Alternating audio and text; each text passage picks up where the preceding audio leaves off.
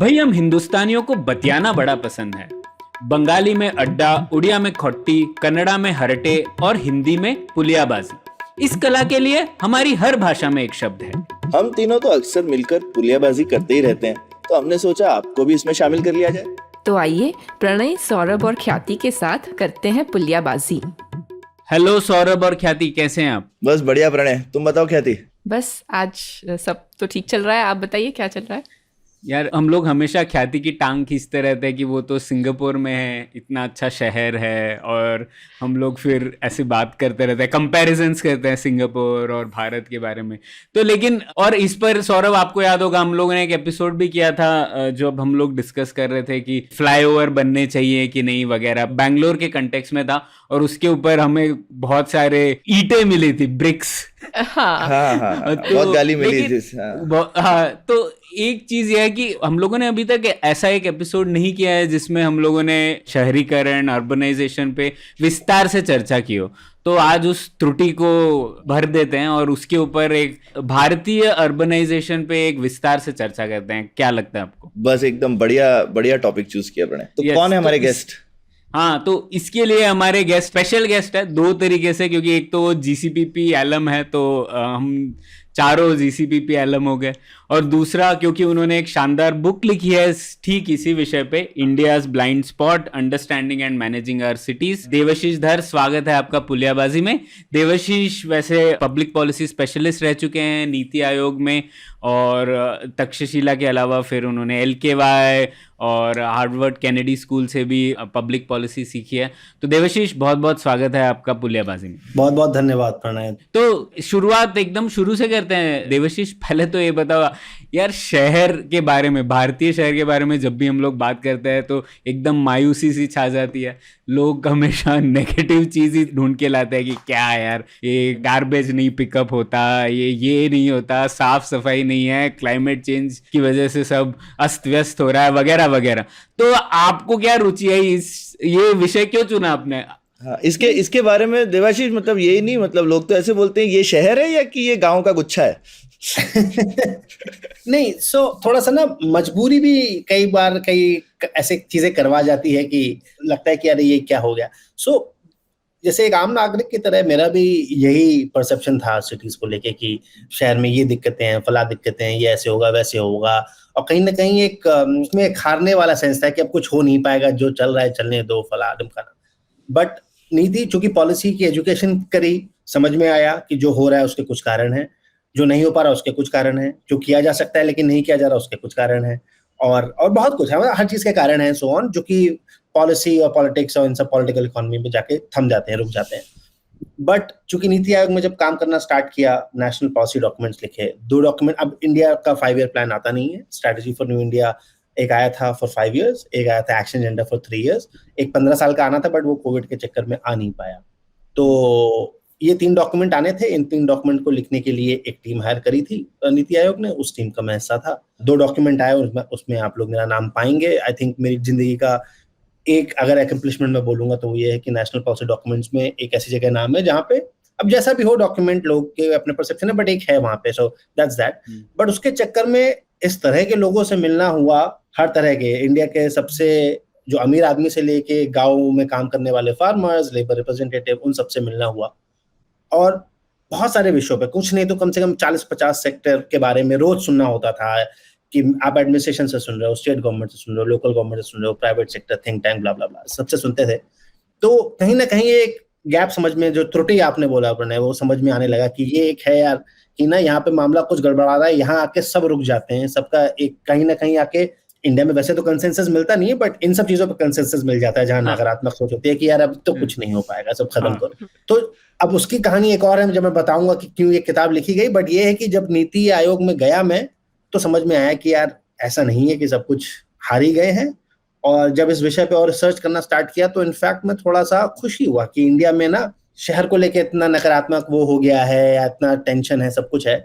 तो वो मैंने अपनी किताब में भी डिस्कस किया है इंडियाज ब्लाइंड स्पॉट में, कि हर बड़ी कंट्री जहां पे भी शहर सक्सेसफुल हुए, अभी सिंगापुर, ख्याति आप वहां पे हो, और हम दुनिया भर के देशों की बात करते रहते हैं, कोई भी आप छोटा बड़ा शहर ले लो, कोई भी अच्छी बड़ी कंट्री ले लो, आप वहां पे ये इस तरह का नकारात्मक माहौल शहरों के आसपास, शहरों को लेके, शहरों के अंदर हुआ ही है।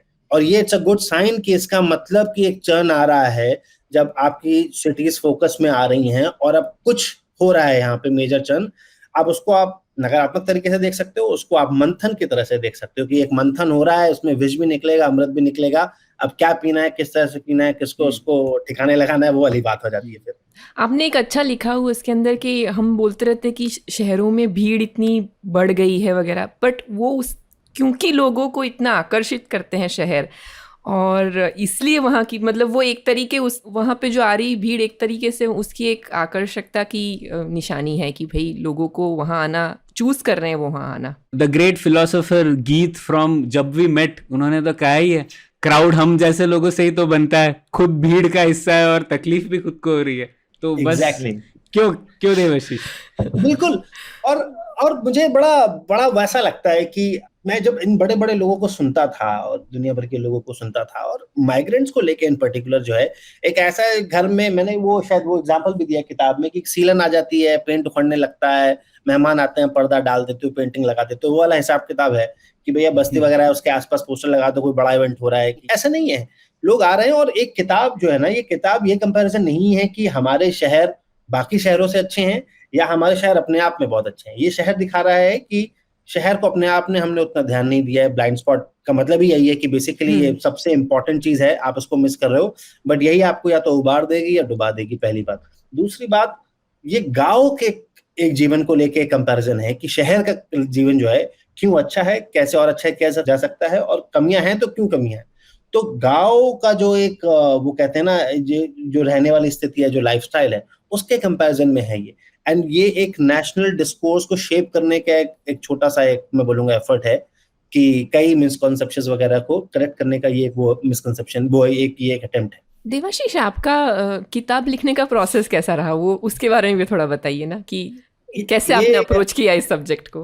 अप्रोच वहां से आ जाता है जहां से आप गैप, त्रुटि आप समझ लीजिए कि ये चीज है, मैं इस बारे में लिखना चाहता हूँ। पॉलिसी में सबसे कई एक कठिन और आसान बात ये होती है कि आपको मुद्दा समझ में आता है कि मैं इस मुद्दे पे लिखने वाला हूँ और ये अप्रोच होगी मेरी, ये मेरी टोन होगी। अब वो नीति में काम करते करते जबरदस्त इंटेंस, मतलब अगर कि जीसीपीपी है और तक्षशिला है, पॉलिसी के स्टूडेंट्स सुनेंगे शायद ये, तो मैं उनको बोलूंगा कि अगर आपको पॉलिसी में करियर बनाना है तो कुछ ना कुछ करके, एक नहीं तो 2 साल नहीं 3 साल, कुछ भी, आप नीति आयोग में जाके काम जरूर करिए। वो एक ऐसा थिएटर है जहाँ पे आपको नेशनल, स्टेट, लोकल लेवल का, इवन इंटरनेशनल लेवल का आपको पॉलिटिकल इकोनॉमी, पॉलिसी, पॉलिटिक्स समझने को, देखने को मिलता है। प्रोसेस आपको पूरा समझ में आता है। तो I would say that goes to the book also, कि मतलब बुक में ये कैसे फिट किया। तो बेसिकली मैं इस जवाब का आंसर यूजुअली डिपेंड करता है कि मैं किन लोगों को दे रहा हूँ। मैं आपको सही बात बताता हूँ, कई बार जब मेरे को लगता है कि अरे यार ये लोग मेरे को वो कर रहे हैं, ट्रोल कर रहे हैं, एक बहुत ज्यादा कुछ अपने आप में बढ़ना है, तो मैं कहता हूँ नहीं, मैंने 3 महीने में किताब लिख दी, 6 महीने में लिख दी। लेकिन मैं आप लोग को, आप ये चूंकि तक्षशिला का परिवार है, तो मैं बहुत ऑनेस्टली आपको बताऊंगा, ये किताब नीति आयोग के बगैर होती नहीं। बिकॉज वहां पे वो ऑडियंस थी जहाँ पे आप उनको सुन रहे हो दिन सुबह शाम रात, जहाँ पे जिनको सुनने के लिए हम लोग लॉग इन करते हैं, सब्सक्रिप्शन लेते हैं, सो ऑन, उनको मैं सुन रहा था दिन सुबह शाम रात, पहली बात। दूसरी बात, इतना ज्यादा सुनना, समझना, पढ़ना हो गया कि फिर लिखना, फिर अंदर ही अंदर मंथन चल रहा है, अच्छा ये इस चीज को ऐसे लिखा जाएगा, इसमें ये पॉलिसी हो सकती है, इसमें ये होगा, ये होगा।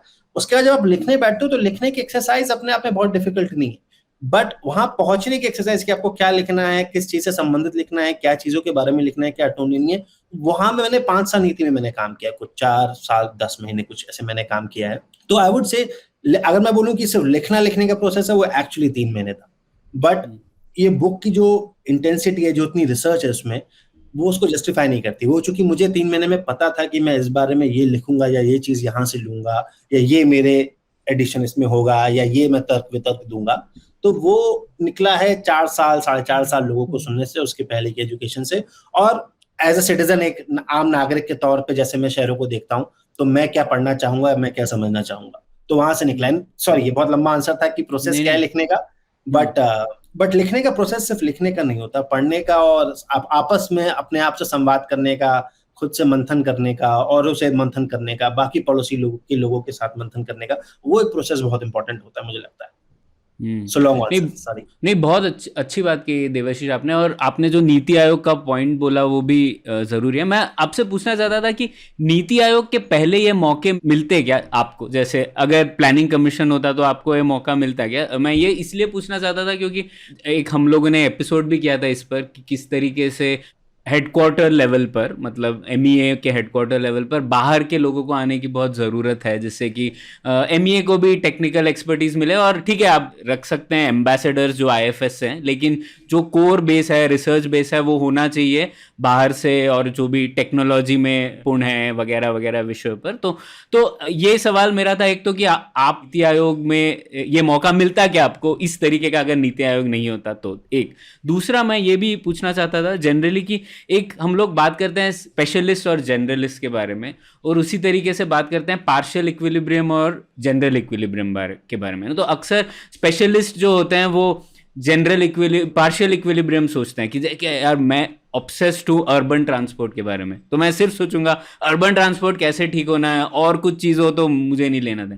लेकिन आप जैसे आप हैं, आपकी किताब भी दर्शाती है कि आपने जनरल इक्विलिब्रियम तरीका देखा है, मतलब विस्तार तो इससे देखा है कि किस तरीके से अर्बनाइजेशन का इकोनॉमी पे असर होगा, क्लाइमेट चेंज पे असर होगा वगैरह वगैरह ना। तो क्या नीति आयोग में रहने से वो भी एक्सपोजर मिलता है कि आप सिर्फ एक स्पेशलिस्ट नहीं है एक विषय पे, लेकिन आप काफ़ी चीज़ों के बारे में सोच रहे हो एक साथ? तो ये आप बताइए, फिर हम किताब में जाएंगे। बिल्कुल नहीं, नीति आयोग अगर नहीं होता तो बिल्कुल ये किताब लिखने का एक्सपीरियंस नहीं होता। प्लानिंग कमीशन के टाइम पे भी लैटरल्स को लिया जाता था। अभी भी बहुत बड़े बड़े लोग हैं, जैसे प्रंजुल भंडारी हैं, एचएसबीसी के चीफ इकोनॉमिस्ट, उनको मैंने कई प्राइम मिनिस्टर लेवल कंसल्टेशन में बुलाया है, सोन मेरी उनसे बात हुई तो उन्होंने बताया कि वो प्लानिंग कमीशन के टाइम पे एज अ वाईपी आई थी, पे कट लेके वगैरह। तो मौके थे पहले, बट उतने मौके नहीं थे। लैटरल हायरिंग अब इंडिया में एक नए सॉर्ट ऑफ आवाम टच कर रही है। अब आप देखिए, आप स्टेट लेवल पे देखिए, तेलंगाना का देख लीजिए, यूपी का देख लीजिए, दिल्ली का देख लीजिए, अब तो सीएम लेवल पे, डिस्ट्रिक्ट लेवल पे, सब जगह फेलोज को उन्होंने एक पैरेलल रूट क्रिएट किया है।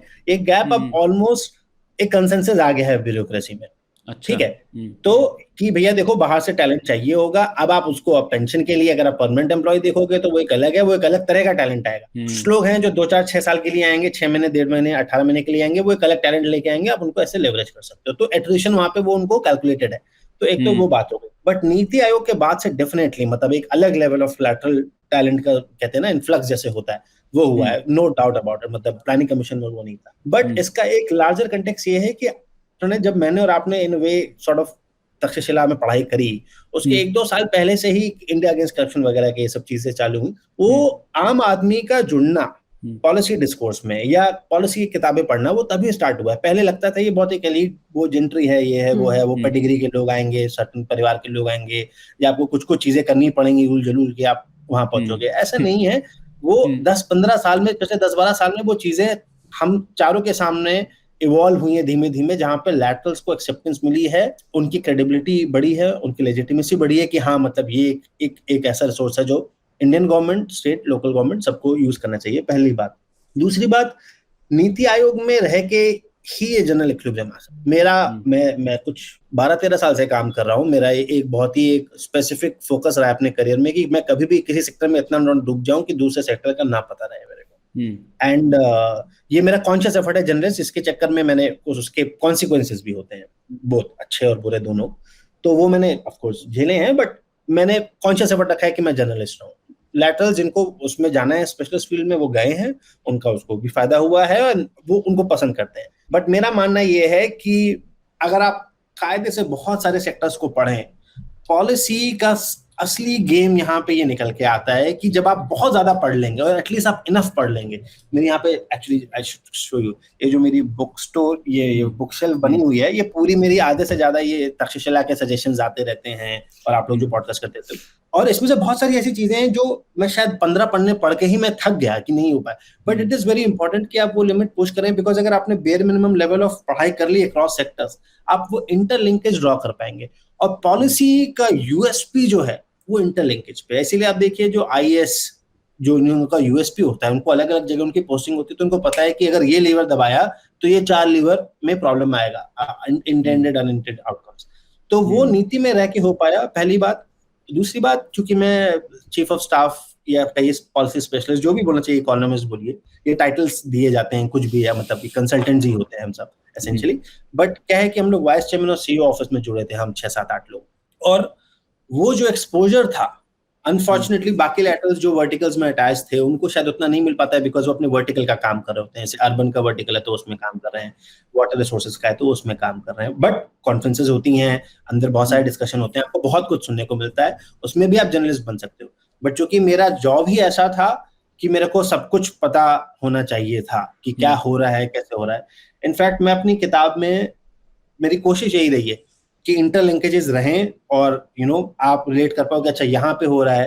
जैसे पब्लिक स्पेस, उसमें इकोनॉमिक्स की भी बात हो रही है, अर्बन डिजाइन की भी बात हो रही है, उसमें ग्राउंड वाटर की भी बात हो रही है, उसमें क्लाइमेट चेंज की भी बात हो रही है, उसमें अर्बन हीट आइलैंड की भी बात हो रही है। तो एक सक्षम, एक पोटेंट पॉलिसी वर्क तब बनता है जब आप क्रॉस लिंकेज और इंटरडिसिप्लिनरी के एकदम कॉन्फ्लुएंस पे आप बात करते हो, एक सर्टेन डिग्री ऑफ इन्फॉर्मिटी के साथ और ह्यूमिलिटी के साथ भी, कि आपको ये भी नहीं मालूम है कि क्या हो रहा है, अभी भी आपको कई चीजें नहीं पता होंगी कि क्या क्या लेवर उसमें इम्पैक्ट हो जाएंगे। देवाशीष, वापस जरा बुक की तरफ आते हैं, तो आपने क्या बेसिकली देखा कि भारत में जो शहरी नियोजन या अर्बन प्लानिंग जिसको बोलते हैं, उसके क्या खास मुद्दे हैं, क्या खास मुद्दों आप बोलेंगे कि इन चीजों के अराउंड प्लानिंग होती है? मैंने एक्चुअली मुद्दे इस चीज से स्टार्ट हुए। मैं एक्चुअली क्वेश्चन थोड़ा सा रिफ्रेज करूंगा। आई डोंट नो क्वेश्चन लोग रिफ्रेज करते हैं कि नहीं, बट मैं क्वेश्चन रिफ्रेज करूंगा। कर सकते हैं, क्यों नहीं? क्योंकि पुलियाबाजी में तो कर सकते हैं, पुलियाबाजी में कर सकते हैं, ये सेफ स्पेस है, तक्षशिला परिवार, राइट। सो नहीं, मैं इसमें इस चीज से बोलूंगा कि मोटिवेशन क्या थे, क्योंकि मैंने स्टार्ट किया 3 मोटिवेशन से।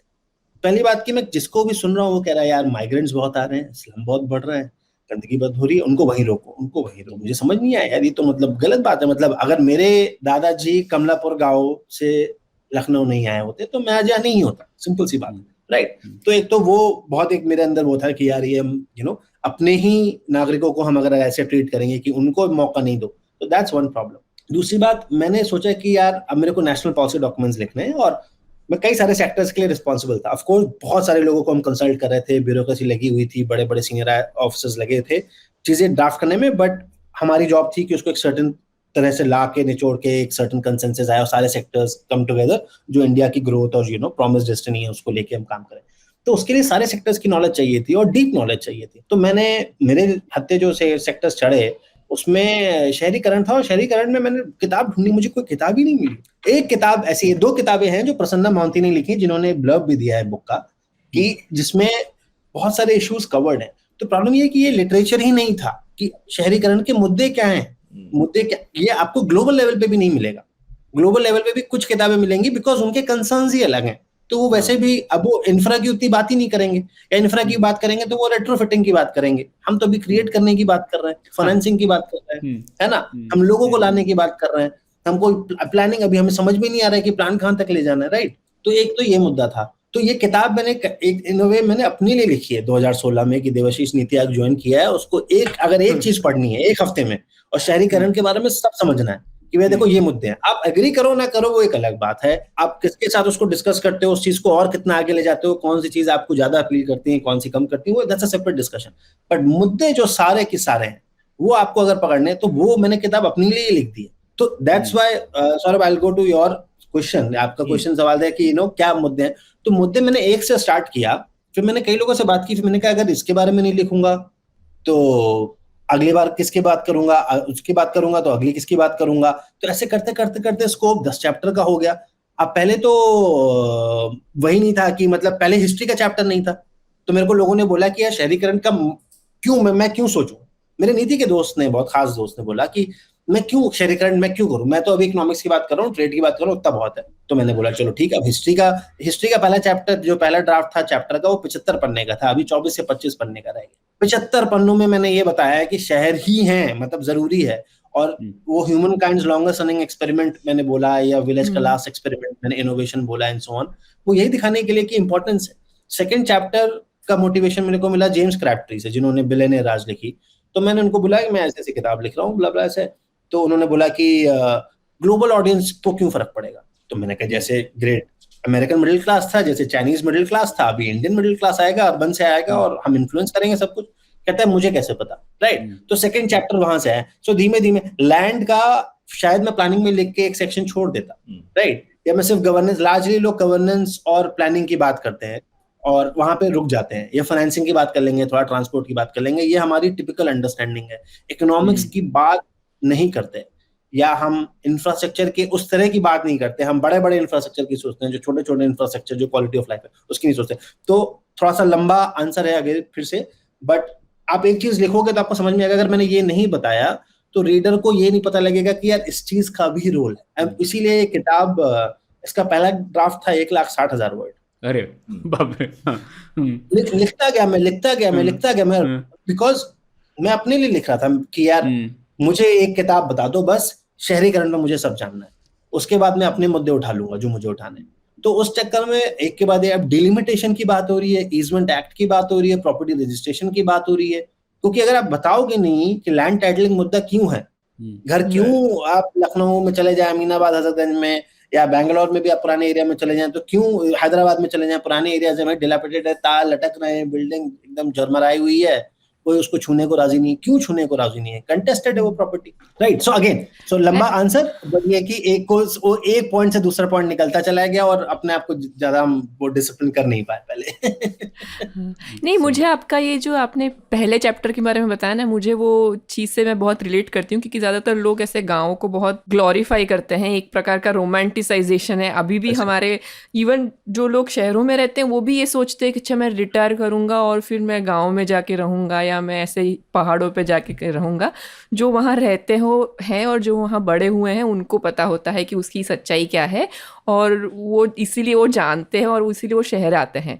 और मैं इससे रिलेट कर पाई क्योंकि मैं एक छोटे शहर में बड़ी हुई थी, तो मैं हमेशा पढ़ाई करी थी, तो मैं अपने पेरेंट्स को बोलती थी आप लोगों ने बड़े शहरों में क्यों नहीं रहा, मुझे क्यों इस तरह से जाना पड़ रहा है अपने घर के बाहर, इस तरह से अलग अलग शहर करते हुए। तो मैं इस बात से टोटली रिलेट करती हूँ कि हाँ, ग्रोथ तो फाइनली शहरों में ही है। मतलब उसमें भी प्रॉब्लम्स हैं, ऐसी बात नहीं है, पर हाँ ये मुद्दा भी है जो लोग भूल जाते हैं। बट जैसे पहले कहते थे ना कि गांव में रहते थे, कहते यार बड़े शहर में रईस आदमी, बड़ा आदमी जाता है। अब शहर से गांव रईस आदमी जाता है, और वो गांव की जिंदगी जीने नहीं जाता है, वो फार्म हाउस, वो शहर की लाइफ गांव के एक उसमें क्रिएट करता है। तो बेसिकली पब्लिक गुड्स वो शहर गांव के चाहता है, और बाकी फैसिलिटीज वो प्राइवेट गुड्स वो अपने लेके जाता है शहर का। वो लाइफस्टाइल वहां पे, एक farm house is a classic example कि आप एक आइलैंड क्रिएट कर रहे हो गांव में अपने लिए, क्योंकि पब्लिक गुड्स, साफ हवा पानी मिल गया, रिलैक्स मिल गया, कंजेशन नहीं है, पहुंच गए, सबको जानते हैं, वो कर दिया आपने। लेकिन आपको टोल तो देना पड़ेगा, ब्रिज से जाना है तो टोल तो देना पड़ेगा। सही बात। हाँ, तो इसी से हम अगले सवाल पे आते हैं, जो आपने एक चैप्टर लिखा इंफ्रास्ट्रक्चर पे। और जब हम इंफ्रास्ट्रक्चर की बात करते हैं तो भारत में सबसे पहले ज़्यादा से ज़्यादा ध्यान जाता है रास्तों पे, और उसके बाद फ्लाईओवर पे, और अभी नया एक आया है रिवर फ्रंट पे भी काफ़ी लोगों का रहता है। तो बट आपने बहुत ज़्यादा फोकस किया है आवास पे, पानी, सैनिटेशन और वेस्ट मैनेजमेंट के बारे में। तो आपको थोड़ा इस पे और इलैबोरेट करिए ना कि क्यों ये मुद्दे इतने हमारे लिए ज़रूरी है, और क्या हम इन पे कम ध्यान दे रहे हैं, कि इस पे क्या और काम हो रहा है, क्या आगे होना चाहिए? मेरे ख्याल से देवाशीष गुड़गांव में कहीं रहे हो क्या, जहाँ पे बिना सीवेज के पूरा शहर बन गया पहले, अब वो सोच रहे हैं सीवेज लाइंस बनाई जाए। गुड़गांव में मैं भी हाँ, और हमने टैक्स दिया है, हमने प्राइवेट सॉल्यूशन क्रिएट करे हैं पब्लिक प्रॉब्लम्स के। और एक्चुअली इंफ्रास्ट्रक्चर का क्वेश्चन ना प्लानिंग से बहुत रिलेटेड है। सो आई नो सर, आपने पूछा था एक सवाल, प्लानिंग में बहुत मुद्दे हैं। देखिए अर्बन प्लानर्स ना, एक तो अब लोग बुरा मान जाएंगे इस बात का, मैं बोलूंगा कि शहरीकरण का ना एक पॉलिटिकल इकोनॉमिक ग्रैब की हम बात करते हैं, राइट, कि वो पावर कैप्चर जो हम बोलते हैं, इन्वेस्टेड इंटरेस्ट। तो अर्बन प्लानर्स चूंकि इतने कम रहे हैं, उतना जबरदस्त पावर आ जाता है उनके पास कि कहाँ क्या बनेगा, किस तरह से बनेगा, कब बनेगा, वो हम बताएंगे। तो उसमें आप चाहिए करप्शन का या पावर का, सब करप्ट नहीं होते हैं ऑफ कोर्स, बट एक बहुत ही वेस्टेड इंटरेस्ट, एक पावर ग्रैब उस वहां पे आ गया है, यहाँ पे स्टेट के थ्रू प्लानिंग इन्फ्लुएंस की जाती है, राइट। तो इंफ्रास्ट्रक्चर से, तो मेरी कोशिश ये थी इस किताब से कि प्लानिंग के क्लचेस से शहरों को निकाला जाए, उनकी एटलीस्ट शहरों को समझने की जो कोशिश है वो प्लानिंग के लेंस से सिर्फ ना देखी जाए। बिकॉज अब मुझे इसका हिंदी वर्ड तो पता नहीं, बट जो शहर है वो स्पेशल एंटिटी नहीं है, वो इकोनॉमिक स्पेशल एंटिटी है। वो इकोनॉमिक एक्टिविटीज वो स्पेशल उसमें मैनिफेस्ट होती है आइडियली, राइट। या वो पावर है, या जैसे कैपिटल्स वगैरह होती है, वो पावर है या पॉलिटी है, जो शहर जो स्पेशल उसमें मैनिफेस्ट होती है, निकलती है, वहां दिखती है कि हाँ यहाँ पे अब देखो नेता है, ब्यूरोक्रेसी रहती है, यहाँ पे रईस लोग रहते हैं, फला रहते हैं, सो राइट। तो वो आपको समझना पड़ेगा। तो इंफ्रा में मैं टच करता हूँ, बट मैं 2-3 प्लानिंग के क्विक इश्यूज आपको बताता हूँ जो मुझे बहुत, मतलब वैसे तो इश्यूज ही इश्यूज हैं, वो आप किताब में मतलब प्लानिंग में मैंने लिखा ही है। मुझे डर लगता है कि प्लानर्स को लगेगा कि मैंने उनके अगेंस्ट ही पूरी किताब लिख दी है, बट वो भी एग्री करते हैं। एक तो बहुत लंबा टाइम होराइजन ले लेते हैं। एक कोई ब्यूरोक्रेट होता है जो वेस्टेड नहीं है उसमें, उसका करियर जब तक वो मास्टर प्लान बन के निकलेगा तब तक वो रिटायर हो जाए, राइट। तो वो वेस्टेड नहीं है उसमें। आज हम जेंडर की बात करते हैं, जेंडर का क्या एंगल है आप बताइए। कहीं भी प्लानिंग में जेंडर का कोई फोकस हो तो हम मोस्टली हॉरिजॉन्टल उसकी बात करते हैं, ग्रोथ की, शहर की। वर्टिकल ग्रोथ की हम कहाँ बात करते हैं प्लानिंग में, या करते हैं तो अब शायद स्टार्ट करिए, छोटा मोटा, ऐसा बहुत मेजर नहीं हो रहा है वर्टिकल ग्रोथ की। और एक और बात है कि हम इनफॉर्मल सेक्टर का कहाँ सोचते हैं। हम जब प्लान बनाते हैं तो रेजिडेंशियल, इंडस्ट्रियल, कमर्शियल ऐसा सोच लेते हैं, बट स्लम कहाँ है। मैंने एक स्टैटिस्टिक्स दिया था कि बॉम्बे का जो प्लान था कि उसमें उन्होंने 40, 30, 22, 20 करके ऐसे कमर्शियल, रेजिडेंशियल और इंडस्ट्रियल सोचा था, बट और इनफॉर्मल तो सोचा नहीं था। अब उस लैंड यूज में 17% तो आपका स्लम है, राइट। तो दैट टेक्स यू कि वो प्लानिंग में गड़बड़ी होती है, अप्रोच ये है। और हमने यूके का टाउन प्लानिंग एक्ट 1947 से हमारा टाउन प्लानिंग बहुत इन्फ्लुएंस होता है, और उन्होंने तो रिफॉर्म कर दिया, हमने नहीं किया। अब उसमें 74th अमेंडमेंट भी आता है, सो जो हमने अभी पहले बात करी कि एक चीज में एक इशू नहीं है, वो 1000 इशू है। प्लानर्स के अकेले की गलती नहीं है। शहर ही नहीं बना पाते अपना प्लान, तो प्लानर्स को क्या हायर करेंगे। अब इंफ्रास्ट्रक्चर पे आते, तो मैं बता रहा हूँ कि प्लानिंग में चूंकि ये दिक्कतें हो जाती हैं, तो इंफ्रास्ट्रक्चर में आपको और यू हैव टू, मतलब आपको शायद 10 गुना और प्राइस देना पड़ता है, बिकॉज प्लानिंग में इतनी गड़बड़ी हो जाती है, राइट। और रही बात इंफ्रास्ट्रक्चर की, तो इंफ्रास्ट्रक्चर में मैंने जानबूझ के वो बड़ी चीजें नहीं करी, बिकॉज वो बहुत स्टेट लेवल और नेशनल लेवल वो है इंफ्रास्ट्रक्चर, वो शहर लेवल इंफ्रास्ट्रक्चर नहीं है। शहर लेवल इंफ्रास्ट्रक्चर, देखिए ये तक्षशिला इस चीज को बहुत ज्यादा डिस्कस करता है। आई रिमेम्बर कि पॉलिटी में social contract at all times negotiate हो रहा है, कॉन्टिन्यूअस नेगोशिएट हो रहा है बिटवीन पॉलिटी, गवर्नमेंट के बीच में और सिटीजन्स के बीच में, कि ये सोशल कॉन्ट्रैक्ट है। आप हमें फ्रीबीज दोगे, सब्सिडी दोगे तो ये मिलेगा, अच्छा आप हमें ग्रोथ दोगे तो ये मिलेगा, अच्छा आप हमें एक certain kind of social conservatism दोगे तो ये मिलेगा, राइट। सो एक बराबर नेगोशिएशन हो रहा है।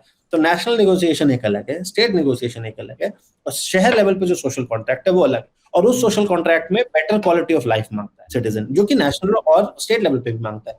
बट हाईवे हो गए, मेट्रो हो गए, टैक्सेस हो गए, वो उन सब चीजों की बात है। शहर के लेवल पे क्या है, आप उठे, आपने नल खोला, पानी आ रहा है नहीं आ रहा है, या आपको रोज सुबह 5 बजे उठना पड़ रहा है मोटर चलाने के लिए, 24 घंटे पानी आ रहा है कि नहीं आ रहा है, आपका कूड़ा उठ रहा है कि नहीं उठ रहा है, ठीक है, आप घर ढूंढ रहे हो, आपकी तनख्वाह का 2 गुना तो रेंट मिल रहा है आपको, अगर जहां पे आप रहना चाहते हो, और अगर आप जहां पे ले पाते हो वहां से आने में आपको 1.5 घंटा लग जाता है, 3 घंटा 1/8 टाइम आपका दिन का इसमें निकल गया, कितना जीडीपी लॉस उसमें हो रहा है, वो हो रहा है। तो शहर के लेवल पे जो सोशल कॉन्ट्रैक्ट है उसमें जो इंफ्रास्ट्रक्चर रोल प्ले करता है, मैंने उन चीजों पे फोकस किया। जैसे फीकल स्लज की कोई बात ही नहीं करता भाई, ओपन डेफिकेशन फ्री तो हो गए, बट वो जा कहाँ रहा है, कहीं तो जा रहा होगा। ये सॉलिड वेस्ट है तो उसमें लैंड का भी तो एंगल है भाई। मैं कितना बड़ा भी फ्लैट ले लूं, कुछ भी ले लूं, मैं अल्ट्रा लग्जरी प्रीमियम, आप जो सबसे महंगा फ्लैट हो सकते हैं आप ले लीजिए, बट आप बाहर निकले आपको लैंडफिल दिख रहा है, क्या करेंगे आप उसका। अभी मैं सूरत एयरपोर्ट के पास जा रही थी, तो सूरत में एयरपोर्ट के पास एक बहुत बड़ा जेम्स एंड डायमंड के रिलेटेड एक बहुत बड़ा सॉर्ट ऑफ एक बिजनेस सेंटर बना हुआ है। उसके 500 मीटर दूर वहाँ का सूरत का धीरे धीरे वो बन रहा है, क्या बोलते हैं, हमारा कूड़े का जो पहाड़ बनता है, तो वो हाँ, तो वो दोनों पास पास में है। वो मैं फोटो भी निकाला था लेकिन पता नहीं चला, बट पर ऐसी ये हमारी रियलिटी है, वो रियलिटी है। और वो कहिए कि वो आपका वो आयरनी, वो एक ही फोटो में आपका वो आयरनी दिख रही है। एंड बट अगेन मेरी बुक ना बॉर्डर लाइन ओवर ऑप्टिमिस्टिक है, मैं ये बात मानता हूँ। बट उसका ये है क्योंकि बाकी सारे लोग बहुत नकारात्मक है, तो मैं सोचा कुछ तो बैलेंस करूं मैं। कुछ होगा ही नहीं। तो मैंने बताया है, चाहे आप लंदन का कॉलरा एपिसोड ले लीजिए, चाहे आप न्यूयॉर्क की हालत ले लीजिए। अब आप आई थिंक चार्ल्स डिकन्स ने बोला था, कोक टाउन्स उसने बोला था, क्योंकि इतनी खराब हालत में लोग रहते थे जब एडिनबरा, मैनचेस्टर, लंदन जब इंडस्ट्रियलाइज हो रहा था, कि 15-15 लोग एक कमरे में डॉर्मेट्री में रह रहे हैं, बट वो बहुत ही खराब हालत थी। चाहे आप यूके ले लीजिए, चाहे यूएस ले लीजिए, सिंगापुर, ये स्लम्स, ड्रग एडिक्ट्स कितने थे 60s 70s में, राइट। वो धीमे धीमे उन्होंने कम किया। तो हर शहर को ये, या हर कंट्री को ये प्राइस तो पे करना पड़ेगा। जब एकदम से ग्रोथ बढ़ेगी तो आपको धीमे धीमे रियलाइज होगा कि आपको ये चीजें इंफ्रास्ट्रक्चर प्रोवाइड करनी है। बट ख्याति, आपके क्वेश्चंस पे अगर मैं वापस जाऊं ना, तो बहुत सारे एलिमेंट लग जाते हैं इंफ्रास्ट्रक्चर में भी। अच्छा, क्योंकि क्वेश्चन मैं अपने ही रिकमेंडेशंस को देखता हूँ कि भैया ये तो बहुत बोल दिया, क्या है इसके अगर उसको क्लब करना होगा तो कहाँ जाओगे। तो कुछ 6-7 चीजें हैं, जैसे मैंने अभी रिफ्लेक्ट किया कुछ टाइम पहले, किसी और ने भी मुझसे पूछा था। एक फाइनेंसिंग बहुत बड़ा पार्ट हो जाता है, पैसा चाहिए आपको, अंधा पैसा चाहिए है। मतलब किसी ने बताया था 29 ट्रिलियन लगेगा, 1 ट्रिलियन फला का लगेगा, मतलब जबरदस्त एस्टिमेट्स है। मतलब उसमें हम कहाँ जाएंगे, किधर जाएंगे, वो कोई अनथीन है, right. 60% 70% of urban India is yet to be built, right. वो भी बना ही नहीं है जो बनने वाला, राइट। तो एक तो फाइनेंसिंग एक बहुत बड़ा रोल है। दूसरा कैपेसिटी। आप जनाग्रह या प्रजा फाउंडेशन इनके सर्वे देख लीजिए, इनफ लोग ही नहीं है शहर पे एग्जीक्यूट करने के लिए। आप टेक्निकल लोग भी ले आओगे, उनकी भी तो कैपेसिटी बनने में टाइम लगेगा। फिर आपको वो नहीं मिलता तो आप कंसल्टेंट्स को हायर कर लेते हो, जो अलग कंसल्टिंग कंपनीज हैं कोट अनकोट, वो फिर अपना काम चलाओ, अपना हाँ ठीक हुआ उनके लिए तो एक प्रोजेक्ट हो गया, राइट। बट आपकी लोकल कैपेसिटी कितनी है, लोकल वो कितने लोग हैं। अब इसमें 74th अमेंडमेंट का भी वो आ जाता है कि डेवोल्यूशन नहीं है तो शहर अपने बारे में डिसाइड ही नहीं कर पा रहा। वो स्टेट कैपिटल में कोई डिसाइड करेगा ब्यूरोक्रेट कि हाँ जब टाइम मिला कि भाई अब हम कर सकते हैं तो वो करेंगे, वो भी काम से दबे हुए हैं। तो इसीलिए डेवोल्यूशन कहीं ना कहीं इंपॉर्टेंट हो जाता है। लीगल अरेंजमेंट बहुत इंपॉर्टेंट हो जाता है। ईजमेंट एक्ट की जैसे मैंने बात करी, या जो टैक्स इंसेंटिव्स देते हैं टू बाइंग हाउसेस। मतलब मेरा दिमाग एकदम वो हो गया ये पढ़ के कि अप टू 50 मिलियन यूनिट्स हमारी शॉर्टेज है हाउसिंग की। एक रियार का ईशर अहलूवालिया अब तो रही नहीं, but she was the foremost authority, वो और प्रसन्ना मोहंती जिन्होंने अर्बन इश्यूज पे काम किया है। उन्होंने उनके one of the last papers she published was this की 50 मिलियन यूनिट्स की शॉर्टेज एक ईयर के हिसाब से। 2012 में इंडियन गवर्नमेंट ने किया था कि उसमें 18 मिलियन की शॉर्टेज थी, उसमें 11 मिलियन वेकेंट यूनिट्स भी हैं। वो वेकेंट क्यों है और 18 मिलियन की शॉर्टेज क्यों है? It's a different kind of mismatch. आप बना लग्जरी अपार्टमेंट मार्केट निकल रहा है तो प्राइवेट डेवलपर्स जाएंगे वहां पे, लेकिन आपकी शॉर्टेज आ रही कंजेशन में, एक रूम एक्स्ट्रा मिल जाएगा तो वो हाउसिंग शॉर्टेज इन वे खत्म हो जाएगी, बिकॉज लोग बड़े हुए, शादी हुई, बच्चे हुए, अब कहाँ जाए। हाँ तो सॉरी, तो इंफ्रास्ट्रक्चर के ना, जैसे मैंने इश्यूज आपको बताया ना, एक फाइनेंसिंग हो गया, एक कैपेसिटी हो गया, एक लीगल इश्यूज आपको रिजॉल्व करने पड़ेंगे, आपको टैक्स इंसेंटिव्स उस हिसाब से बनाने पड़ेंगे, और आपको थोड़ा बहुत क्रिएटिव होना पड़ेगा इन द सेंस कि आप लैंड फ्लिप ही नहीं करते हैं। हम लैंड फ्लिप ही नहीं करते, हम सोच नहीं पाते हैं कि लैंड को अलग अलग तरीके से कैसे इस्तेमाल किया जाए। तो वो सब जो चीजें ना वो हमें सोचना पड़ेगा इंफ्रास्ट्रक्चर के लिए। फिर दूसरी बात, हम एक चीज सोचते हैं जैसे बनाओ तो एक बात है कि आई थिंक पहला जो सेक्शन है मेरा इंफ्रास्ट्रक्चर उसमें तो ये कि सब बनाओ, लेकिन एक चीज ये भी है कि टेम्पलेट कहीं ना कहीं क्रिएट हो गया तो आपको रेप्लिकेट करना है फटाफट। कि जैसे अब इंदौर ने दिखा दिया है, छोटे शहर, एक मिड साइज शहर के लिए इंदौर कोई छोटा शहर नहीं, बड़ा शहर है, ठीक है, उसने प्रोसेस दिखा दिया कि आप कैसे करेंगे। पुणे, चेन्नई और इंदौर और सूरत, अहमदाबाद, है ना, ये सब अच्छे एग्जाम्पल हैं जहाँ पे जिनके बीच में आपको सब कुछ दिख जाएगा कि कैसे क्या करना है, राइट। तो उसको आपको फटाफट आपको रेप्लिकेट करना है। अब क्या है कि थोड़ा सा मार्केट डिसिप्लिन भी चाहिए। अब आप पैसा उठा रहे हो, बॉन्ड से पैसा उठाओगे, बॉन्ड मार्केट से, तो आपको फीस, यूजर चार्जेस लेनी पड़ेंगे, आपको मेंटेनेंस करनी पड़ेगी। अब हमारा आधे ज्यादा इंफ्रास्ट्रक्चर तो हमें यही नहीं पता सीवेज लाइन है कहाँ, है कि नहीं है, कितनी है, क्या है, कुछ चीजों पे डिस्कशन ही नहीं होता। जैसे कि फीकल स्लज के लिए आप डी स्लजिंग कैसे करोगे? एक वो फैसिलिटी होती है डायलस स्लज, आई थिंक वो चेन्नई में है या कहीं तो है, कि आप उसको फोन करिए, वो आके आपका वो सेप्टिक टैंक वो डी स्लज करके चले जाएंगे।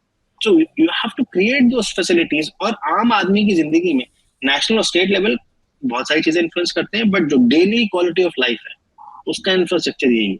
और वो सोशल कॉन्ट्रैक्ट रोज नेगोशिएट हो रहा है, और हमें ये भी नहीं पता भाई कूड़ा नहीं कलेक्ट हो रहा है, आप पीएम को थोड़ी बोलने लगोगे, या आप चीफ मिनिस्टर को थोड़ी बोलोगे, या पानी नहीं आ रहा है वो नहीं करोगे, right.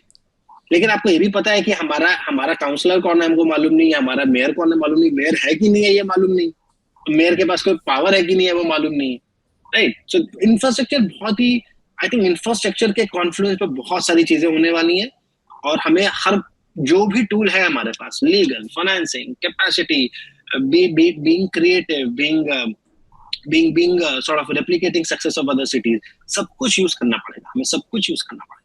It's a very tough topic. तो देवाशीष, हमने काफी सारी दिक्कतें वगैरह डिस्कस करें, लेकिन ओवरऑल आपकी बुक, जैसे आपने बोला, ऑप्टिमिस्टिक है। तो मैं ये सेंट्रल चीज पूछना चाहता था कि वो आप में वो ऑप्टिमिज्म की क्या वजह है, और क्या आपको ऑप्टिमिस्टिक दिखता है कि शहरों, आपको जो जब हिंदुस्तानी शहर देखते हैं तो आप क्या बोलेंगे कि हाँ इस वजह से मैं ऑप्टिमिस्टिक हूँ, क्योंकि हम इतना नीचे हैं कि एक ही रास्ता है, ऊपर जा सकते हैं, मतलब ये भी एक ऑप्टिमिज्म होता है कि भाई अब गड्ढा और कितना खोदेंगे टाइप से, या फिर आपको ये दिख रहा है कि भाई नहीं ये मेरे को साइंस दिख रहे हैं और इनकी वजह से मुझे दिख रहा है कि जो अभी आप परेशान हो लेकिन अगले 10 साल में ये बदलने वाला है और ये मैं ट्रेंड देख सकता हूँ, इस वजह से मैं ऑप्टिमिस्टिक हूँ। तो ये इमोशनल ऑप्टिमिज्म है या एक पॉलिसी मेकर का ऑप्टिमिज्म है? पॉलिसी मेकर भी इमोशनल तो होते ही हैं, तो उससे छूते तो नहीं रहे, लेकिन आई वुड से कि एक स्टेप और डिग्री में ऊपर जाता हूँ। मैं बोलता हूँ मैं ऑप्टिमिस्ट भी नहीं हूँ। एक वर्ड होता है एक्सोटिक, वो होता है फूलिशली रोमांटिक। राइट, मैं फूलिशली रोमांटिक हूँ अबाउट सिटीज। उसका कारण ये है कि आप देखिए, एक वो किताब लिखी है उसने, एलिजाबेथ कोलबर्ट ने, द सिक्स एक्सटिंक्शन, राइट। तो उसने ये लिखा है, उसका एक लाइन है उसमें कि human ingenuity will overpower the disaster caused by human ingenuity. मतलब आपके जो आप हालत खराब कर दी है आपकी खुद की हरकतों ने, वो इंसान खुद ही ऐसे सॉल्यूशन निकालेगा कि आप उससे उबार जाओगे। उसने क्लाइमेट चेंज के कंटेक्स्ट में बात की, which is again also going back infrastructure के पॉइंट पे। इंफ्रास्ट्रक्चर में क्लाइमेट भी एक बहुत बड़ा अब हमारे लिए इशू होगा जो और कंट्रीज के साथ। बट मेरा ऑप्टिमिज्म और other being this exotic person, मतलब फुलिशली रोमांटिक होना अर्बन को लेके, वो इसलिए क्योंकि मैं इतिहास का स्टूडेंट हूँ आप लोगों की तरह। तो कोई भी कंट्री नहीं दिखी मेरे को, रोम से लेके आप हड़प्पा से चले आइए, उन्होंने नहीं किया, डॉट हुए, उसके बाद वो इंडो जेंजेटिक प्लेन में मूव कर गए। हड़प्पन, वो टोनी जोसेफ की किताब में लिखा है कि वो पहला माइग्रेशन वहां पे हुआ, राइट। सो अगर या तो आपको परफॉर्म करना पड़ेगा या आप पेरिश करेंगे। 1.5 बिलियन के लोगों को पेरिश करना है। वो जो मैंने लिखा है वो फैज अहमद फैज का है कि कुछ तो हस्ती हमारी मिटती नहीं जहाँ वहाँ हस्ती हमारी, कुछ ऐसे करके इकबाल का, सॉरी, राइट, इकबाल का, राइट। वो यही कारण है कि आप 1.5 बिलियन लोग ऐसे छोड़िए, आप कहीं ना कहीं सोशल कॉन्ट्रैक्ट रीनेगोशिएट होगा। अगर एक को बंदा कोई डिलीवर नहीं कर पा रहा तो दूसरा आएगा, राइट। एक तो ये बात हो गई।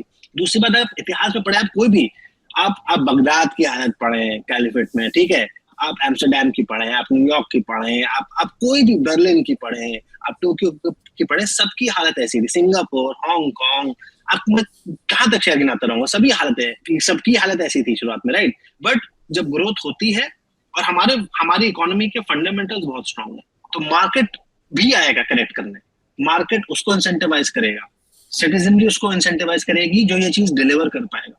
तो ऑप्टिमिज्म के बहुत सारे हैं कि ऐसा नहीं है कि कुछ ही लोग हैं जो दे पाएंगे, अगर ये नहीं दे पाएंगे तो कुछ नहीं होगा, ऐसा नहीं। बहुत सारे फैक्टर्स हैं और वो जो लोग हैं जो इन्फ्लुएंस में हैं भी, वो भी उसी डायरेक्शन में है कि हम कैसे करें। अब आप देखिए ना, मैग्नीट्यूड देखते जाइए आप स्कीम्स का, और कैसे मैंने एक चैप्टर में, आई थिंक पहले चैप्टर में लिखा है कि पोस्ट इंडिपेंडेंस कैसे हर 5 ईयर प्लान में क्या क्या हमारी अप्रोच नहीं, क्या क्या उससे गलतियां हुई।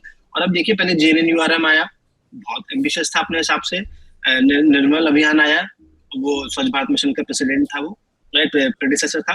और ऐसे करके अब देखिए, अमृत, स्मार्ट सिटीज, दुनिया भर की और स्कीम्स आ गई हैं, अभी और आएंगी, स्वच्छ भारत मिशन अभी और आएंगी। अब ये चीज ऊपर ही जाने वाली है, इसका कोई और सॉल्यूशन नहीं। आपने बोला द ओनली वे फ्रॉम मेरे हिसाब, अब ऊपर का ही रास्ता बचा है। एक तो वो है, दूसरा इतिहास का है, तीसरा बहुत सारे फोर्सेस हैं प्ले पे जो उसी डायरेक्शन में ही गाइड करेंगे। और सोशल कॉन्ट्रैक्ट रोज नेगोशिएट हो रहा है। इनफैक्ट आपके मेरे बीच में भी नेगोशिएट हो रहा है। हम ये कॉन्वर्सेशन कर रहे हैं बिकॉज आप इस टॉपिक में इंटरेस्टेड हैं, और अगला बंदा भी करेगा, तो ये इन्फॉर्मेशन वैसे पर्कुलेट होती जाएगी। इस किताब का एक इंटेंशन ये भी है कि आम जनता पढ़े और उनको पता रहे कि शहरीकरण का मतलब ये नहीं कि प्लानिंग हो जाएगी, आप एक जगह यहाँ घर ले सकते हो, प्रॉपर्टी टैक्स यहाँ पे देना, स्टैम्प ड्यूटी यहाँ पे देना, ना। अच्छा, पूरा इकोसिस्टम है, ये अपने आप में एक लिविंग ऑर्गेनिज्म है शहर। अब देख लीजिए, हमारे शहर की एक सबसे बड़ी प्रॉब्लम जो ये है कि एस्थेटिकली हम लोग को प्लीजिंग नहीं लगते। मैं तो अपने शहर लखनऊ से हूँ, मैं लखनऊ को बहुत मिस करता हूँ, लेकिन ट्रेन लेके पहुंचा, फ्लाइट लेके पहुंचा, उसके बाद जब तक घर गया तो माथा पकड़ लिया कि यार ये क्या, वही बिलबोर्ड, वही शोर, वही गाय, वही समोसे बिजनेस आ गया, कुछ हो रहा है, ऐसे नहीं है। अब देखिए, बहुत सारे शहर हैं, आप जैसे स्पेन में देख लीजिए, इटली में देख लीजिए, यूएस तो पूरा वही है, एक सेम टाइप का है। बट सिंगापुर देख लीजिए, हांगकांग देख लीजिए, चाइना के बहुत सारे शहर देख लीजिए, यूरोप में तो स्पेशली उन्होंने बहुत अच्छा किया है इस चीज को, कि जो उनका एस्थेटिक्स है, जो उनका सेंस ऑफ अर्बन डिजाइन है, वो बहुत जबरदस्त है। आपको पता लगेगा कि अब आप बिलबाओ में हो, या अब आप लागोस में हो, या अब आप कहाँ पे हो, वो आपको पता लगेगा आप जिस शहर में हो, राइट। इंडिया में आप किसी भी शहर में जाए, मैं लखनऊ में खड़ा हूँ, फिर मैं बस्ती में चला जाऊँ, गोंडा चला जाऊँ, गोरखपुर चला, मुझे पता ही नहीं रहेगा अगर मैं वो ना देखे साइन प्लेट। तो वो ये सब जो चीजें हैं ना, दैट मेक्स इट प्लीजिंग कि अब हमारे बीच में, आम जनता के बीच में डिस्कशन हो रहा है, इसको कैसे रिजॉल्व करना है यार। तो वो धीमे धीमे वो बड़े लोग को भी इन्फॉर्म करेगा। हाँ, और जैसे कि एक और बात है ना देवेशी, जैसे तमिलनाडु ऑलमोस्ट 50% अर्बन हो चुका है ना, तो ऐसे जब बड़े बड़े हमारे राज्य हैं वो इतने ज़्यादा अर्बनाइज हो जाएंगे तो जाहिर सी बात है जो अर्बन इश्यूज हैं वो सेंटर स्टेज पे भी आ जाएंगी, तो शायद और डिस्कशन होगा भी। तो ठीक है, अब आगे बढ़ते हैं। एक बहुत अच्छा सेक्शन था जो मुझे पसंद आया, इनोवेशन और सिटीज़ के बारे में। तो जैसे कि आपने काफ़ी जो टॉप इकोनॉमिस्ट हैं इनके पेपर साइट किए हैं और बताया है कि किस तरीके से अग्लोमरेशन, मतलब सीधी भाषा में बोले तो काफ़ी लोगों का एक जगह पर होना बहुत ज़रूरी है, उसके बहुत इकोनॉमिक बेनिफिट्स होते हैं, है ना। तो इनोवेशन के लिए शहरीकरण बहुत ज़रूरी है और भीड़ और भी ज़रूरी है ना। एक जगह होना बहुत महत्वपूर्ण है उसके लिए, और इसके कई उदाहरण हैं। जैसे यूएस में भी जो हम लोग बोलते हैं टेक सेक्टर्स, उसके ऊपर काफ़ी स्टडी आपने एनरिको मोरेटी के पेपर्स बताए जिसमें उनके भी 3-4 ही टेक इकोसिस्टम है। एक बॉस्टन में हो गया, एक सिलिकॉन वैली हो गया, एक ईस्ट कोस्ट पे हो गया न्यूयॉर्क के पास। तो हर जगह और हर शहर में ऐसे इकोसिस्टम्स होंगे ही जो बहुत बड़े होंगे और जिन्हें हमें शायद और बड़ा करना है और बेहतर करना है। लेकिन भारत में हम लोग अक्सर बात करते हैं, जैसे कर्नाटका की बात करें, हर शहर सरकार का एक ही एजेंडा होता है कि हुबली को हम लोग बेंगलोर बनाएंगे या मैसूरू को अगला बेंगलोर बनाएंगे। तो आप क्या एडवाइस देंगे उन लोगों को जो इस तरीके से सोचते हैं? कैसे अप्रोच करना चाहिए? अगर हुबली के बारे में हम लोगों को सोचना है कि उसे अच्छा शहर बनाना है, तो क्या हमें ऐसे सोचना चाहिए कि उसे हम लोगों को बेंगलोर की तरह बनाना चाहिए, आईटी कंपनीज को वहां मूव कर देना चाहिए, या किसी और तरीके से देखना चाहिए? तो आपके क्या विचार हैं इसमें? इसमें एक सप्लीमेंट्री मैं जोड़ देता हूँ। एक बार मैंने एक छोटा सा लेख लिखा था कि कैसे बेंगलोर को हम 10 करोड़ का शहर बना सकते हैं। ठीक है, तो अक्सर लोग सोचते रहते हैं कि हम भाई 1-1.5 करोड़ हो गया तो बहुत ज़्यादा हो गया, 2 करोड़ ना हो जाए। मैं कहता हम अलग भी सोच सकते हैं। दुनिया में कोई 10 करोड़ का शहर नहीं है। क्या हम जैसे लोग मून शॉट की बात करते हैं, मून मिशन की बात करते हैं, मैं कह रहा था कि हमारा धरती पे मून मिशन है। हम अगर एक 10 करोड़ का शहर बनाए तो ये एक इंजीनियरिंग मार्वल होगा, क्योंकि ये एक बहुत ही मुश्किल चीज़ है करना, कोई सिंपल चीज़ नहीं है।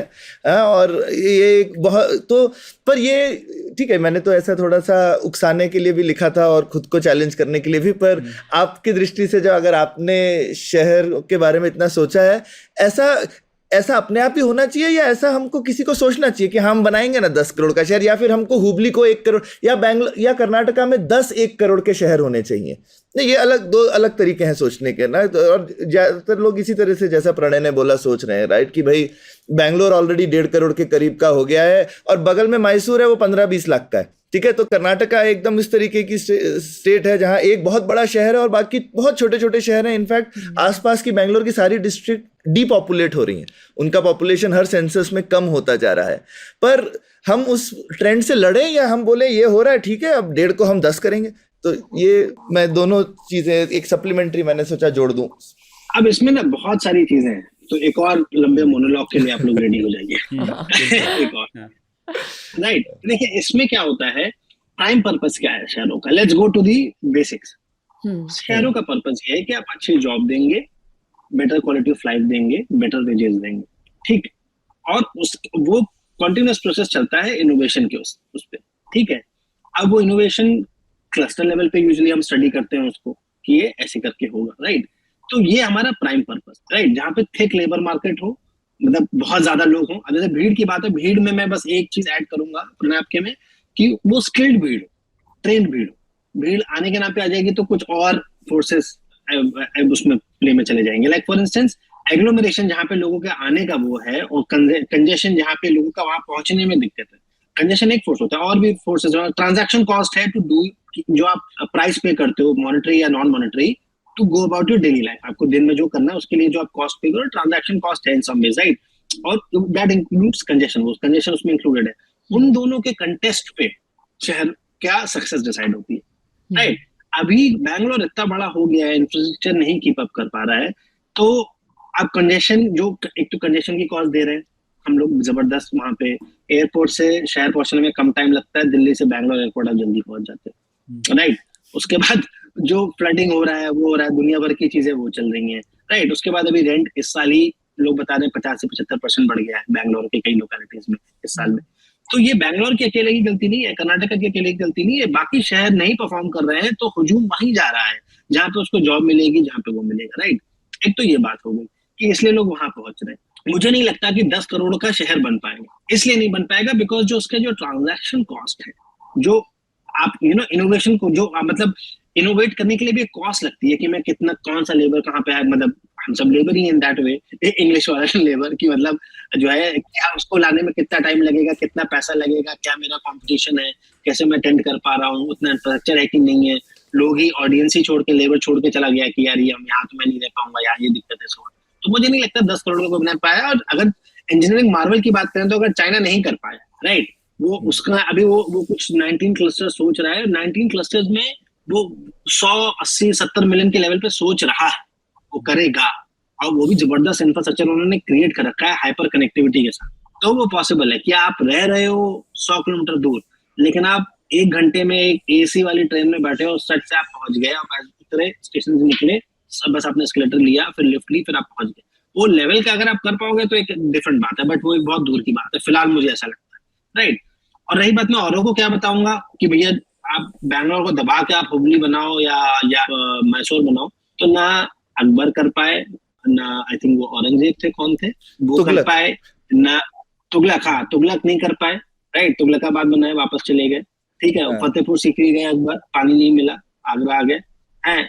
म्यांमार की अभी रिसेंट गवर्नमेंट जो थी जनता, उन्होंने नौपिता बनाया, खाली बैठा है वो शहर, सिर्फ सड़कें बनी, बिल्डिंग है, कुछ नहीं है। आप शहर ऐसे बना नहीं सकते। शहर को इसलिए मैं कह रहा हूँ कि वो लिविंग ऑर्गेनिज्म है, एक इकोसिस्टम है, बिकॉज वो नेचुरल फोर्सेस पे एक्ट कर रहा है।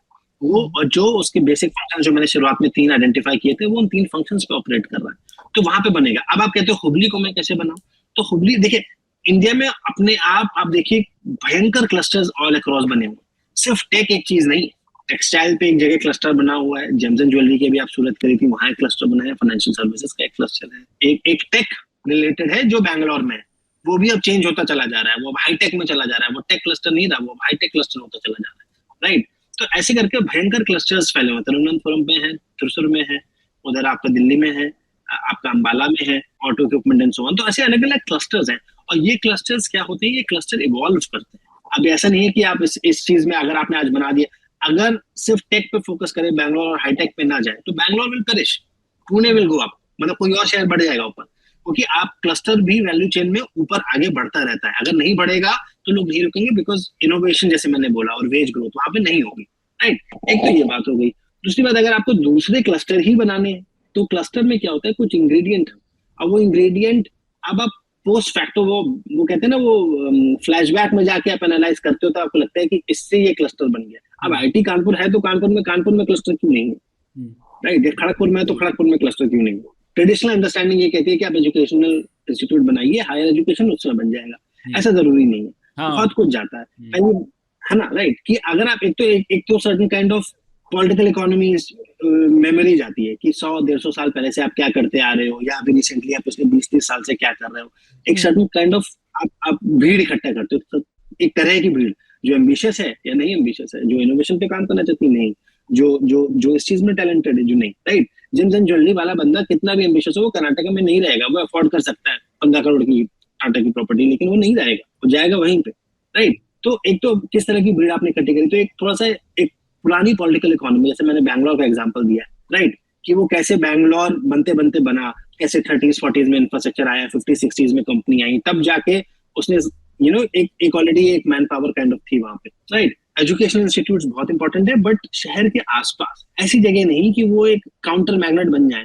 जैसे मेरा सीबीएस जो था, वो ईस्ट दिल्ली में इतने कोने में था कि एम्प्लॉयर्स, रिक्रूटर्स उसको जॉब वाला कॉलेज ही बोलते थे। अंडरग्रेड में पहले जॉब लगना बड़ा मुश्किल होता 2000s में और 90s में, अंडरग्रेड पे जॉब लगी। मेरे कॉलेज को जॉब वाला कॉलेज बोलते थे डीयू में, एसआरसीसी सीक्वेंस के साथ।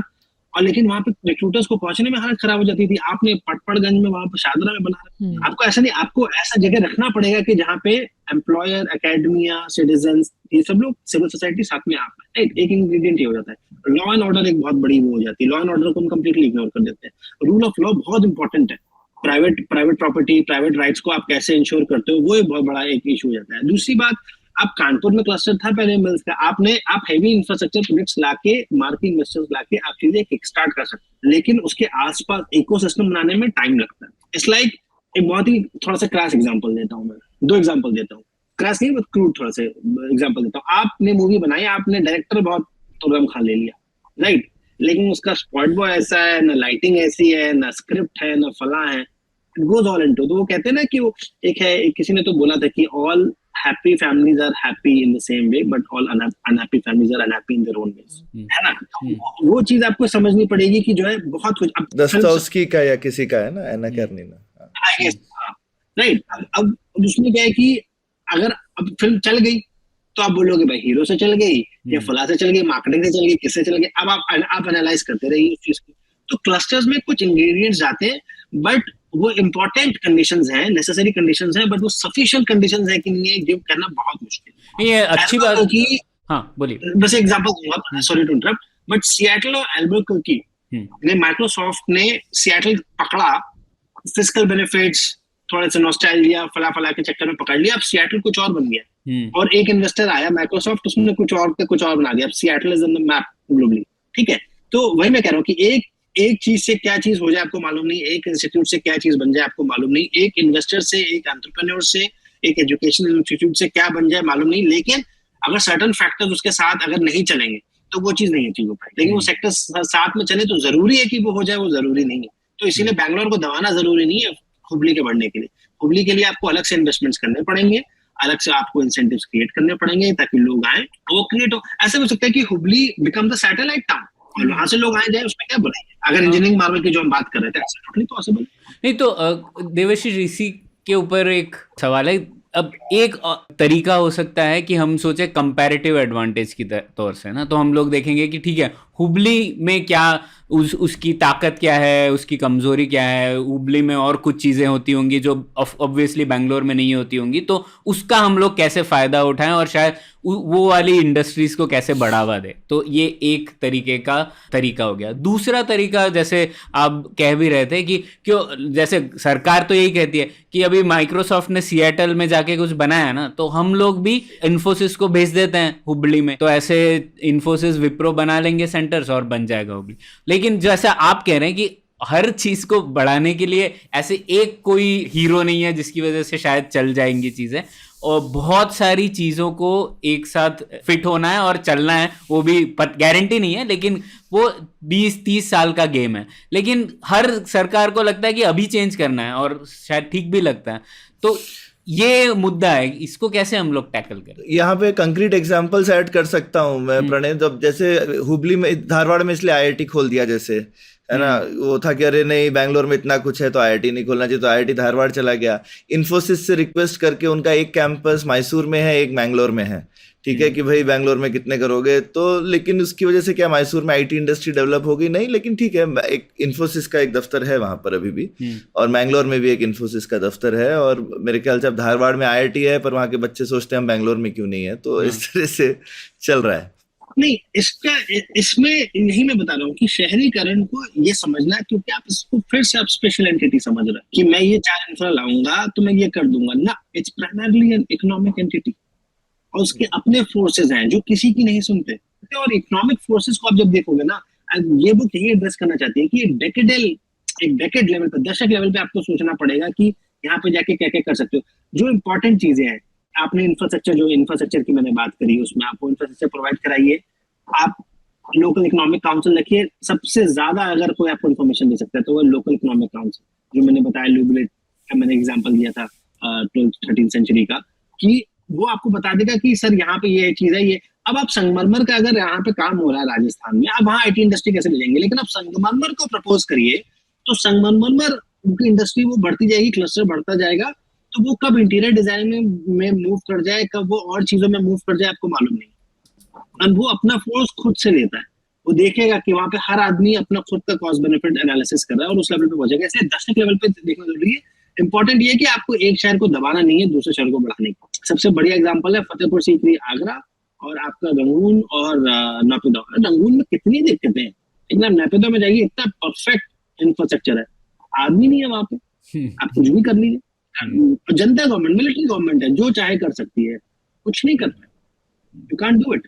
अच्छा, एक और सवाल, जैसे एक और अच्छी चीज लगी मुझे किताब में कि आपने जो टॉप रिसर्चर्स हैं इसमें, एडवर्ड ग्लेसर और जेन जेकब्स, रॉबर्ट मोसेस, अलान बर्तौ, इन सब के इनसाइट्स को घोल के डिस्टिल करके बताया है।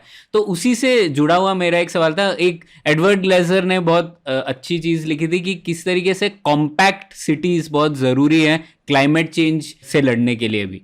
तो ये तो काउंटर इंट्यूटिव है, हम लोग जिस तरीके से सोचते हैं ना, जैसे भारत में लोग सोचते हैं क्लाइमेट चेंज से लड़ना है मतलब बहुत सारे पेड़ होने चाहिए, बड़े शहर होने चाहिए, और हम लोगों को मतलब कॉम्पैक्ट शहर नहीं चाहिए, बहुत विस्तार से फैले हुए शहर चाहिए। तो ये आप बताइए इसके बारे में, और क्यों आपने ऐसे कहा? हाँ, कि भाई कंक्रीट जंगल हो जाएगा, ऐसे सब शब्द हो जाते हैं ना, तो कॉम्पैक्ट शहर तो कंक्रीट जंगल ही होगा। तो हाँ, तो ये चीज कैसे? देखिए, इसमें ना यूएस और यूरोप बहुत एक अच्छा एग्जाम्पल है। इसमें आप ये देखिए कि यूएस की तरह से अगर हम सब अर्बनाइज करेंगे तो हमको जो 5-6 अर्थ के बराबर रिसोर्सेज जो है वो लगेंगे पूरी दुनिया को, अगर हम यूएस के लेवल पे अर्बनाइज करते हैं, राइट।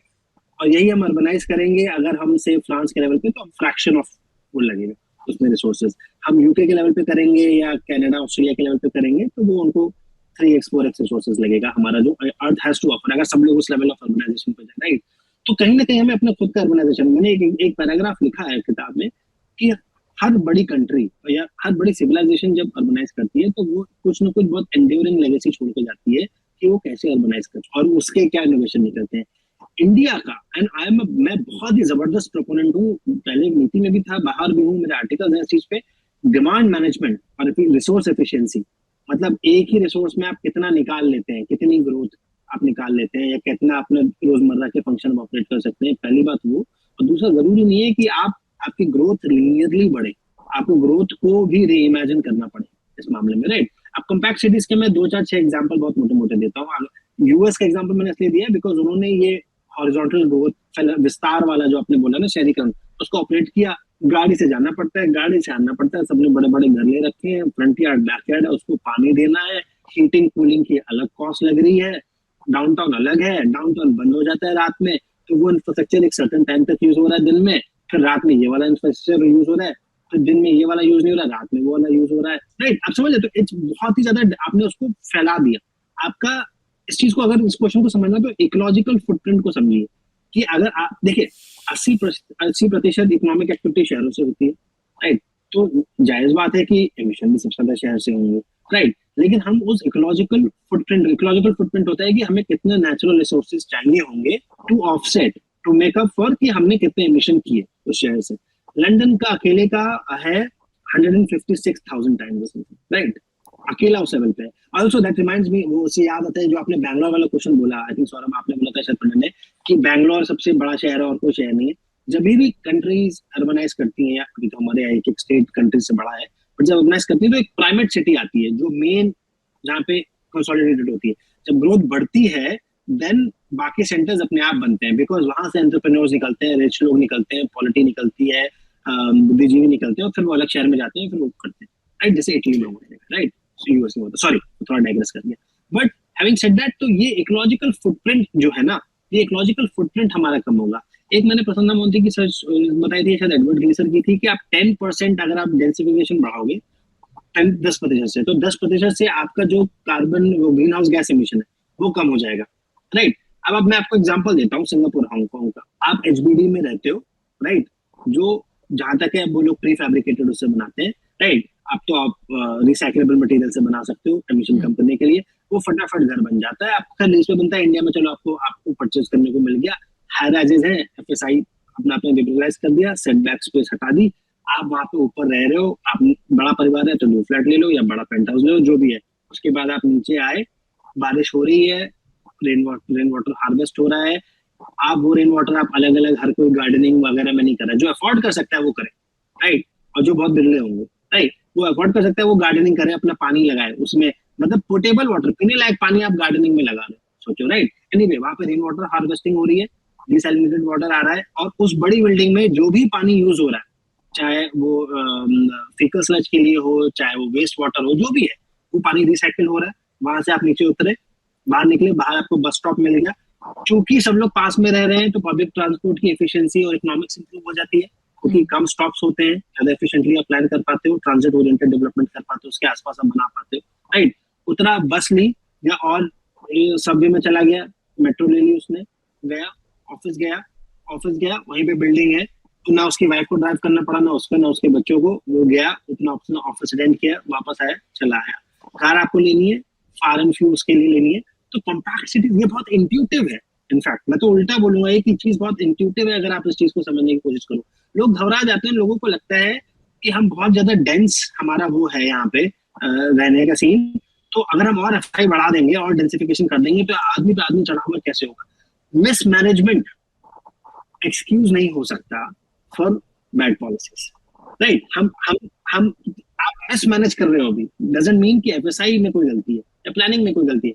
आप अगर आप ज्यादा एफएसआई रखोगे तो ज्यादा, क्योंकि आपने ज्यादा फ्लोर्स बना दी, तो पर कैपिटा हर आदमी के लिए थोड़ी ज्यादा स्पेस हो जाएगी रहने की, तो भीड़ भड़का कम हो जाएगा, राइट। तो ऐसा नहीं है कि एकदम आदमी पे आदमी चढ़ने लगेगा, आप उसके हिसाब से इंफ्रास्ट्रक्चर प्लान करोगे, उस हिसाब से बस प्लान करोगे, राइट, ट्रांसपोर्ट प्लान करोगे, पानी के प्लान करोगे, और आप एफएसआई ऊपर ले जा रहे हो। अभी क्या है कि इंडिया बहुत डेंस शहर है यहाँ पे इंडिया में, लेकिन उनका एफएसआई कम है, उनकी पर कैपिटा जो उनके पास स्पेस है वो कम है, हमें उस चीज को एड्रेस करना है। और इसीलिए जब हम एफएसआई बढ़ाएंगे तो जरूरी नहीं है पर कैपिटा, इनफैक्ट बिल्कुल ऐसा होगा ही नहीं, उल्टा होगा, पर कैपिटा स्पेस जो मिलेगी वो बढ़ जाएगा। और उसमें हजार चीजें, कार का इस्तेमाल आपको नहीं करना।